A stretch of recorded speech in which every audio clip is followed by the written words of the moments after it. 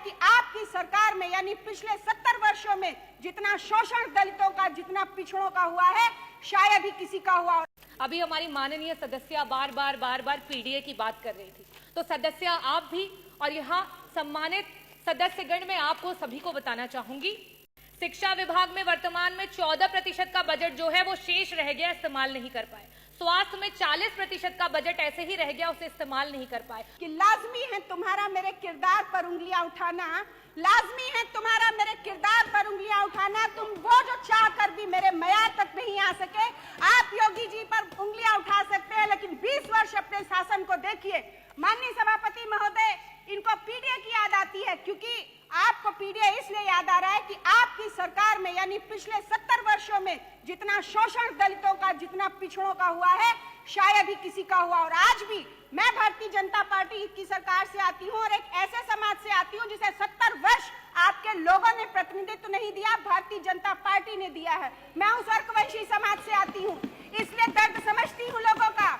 अभी हमारी माननीय सदस्य बार बार पीडीए की बात कर रही थी, तो सदस्य आप भी और यहाँ सम्मानित सदस्यगण में आपको सभी को बताना चाहूंगी कि जहां पूरे देश में 3% का बजट विभिन्न प्रदेशों में, चाहे वो आपका दलित समाज हो, वनवासी समाज हो और अल्पसंख्यक समाज हो, उसको दिया जाता है, वहीं उत्तर प्रदेश में मात्र 1% का बजट दिया जाता है। और उस 1% के बजट में भी आपका 30% का बजट ऐसा धरा का धरा ही रह जाता है, विभाग उसको इस्तेमाल ही नहीं कर पाता है। हम इतने बड़े बड़े बजट की बात कर रहे हैं, मैं आंकड़े रखना चाहूंगी। शिक्षा विभाग में वर्तमान में 14% का बजट जो है वो शेष रह गया, इस्तेमाल नहीं कर पाए। स्वास्थ्य में 40% का बजट ऐसे ही रह गया, उसे इस्तेमाल नहीं कर पाए। आवास में 46% का बजट रह गया, जिसे इस्तेमाल नहीं कर पाए। एससी एसटी माइनॉरिटी में 30% का बजट है, जिसे इस्तेमाल नहीं कर पाए। अगर हम सिंचाई एवं बाढ़ नियंत्रण की बात करें, 35% का बजट है, जिसे इस्तेमाल नहीं कर पाए। अगर हम ट्रांसपोर्ट और पीडब्ल्यूडी की बात करें, 6% का बजट है, जो पुराना बजट है, जिसे आप इस्तेमाल नहीं कर पाए। समाज कल्याण के मंत्री जी यहाँ बैठे हैं, 23% का बजट आज ऐसे ही पड़ा हुआ है, उसे इस्तेमाल नहीं कर पाए। कृषि विभाग वैसे ही 4% किसानों को दिया जा रहा है बजट में से, उसमें से भी 10% बजट ऐसे ही धरा का धरा रह गया, उसे इस्तेमाल नहीं कर पाए। तो मैं बजटों पे बहुत बातें नहीं करूंगी, क्योंकि जो पुराना है उसे ही नहीं इस्तेमाल कर पाए, तो बड़े बड़े बजटों का क्या हवाई लूटी जाए। मैं बात करना चाहूंगी अपने देश की एकता की, क्योंकि जिस समय यहां अंग्रेजी की बात हुई, उस समय उर्दू के बारे में बहुत बड़ी बड़ी बातें की गई।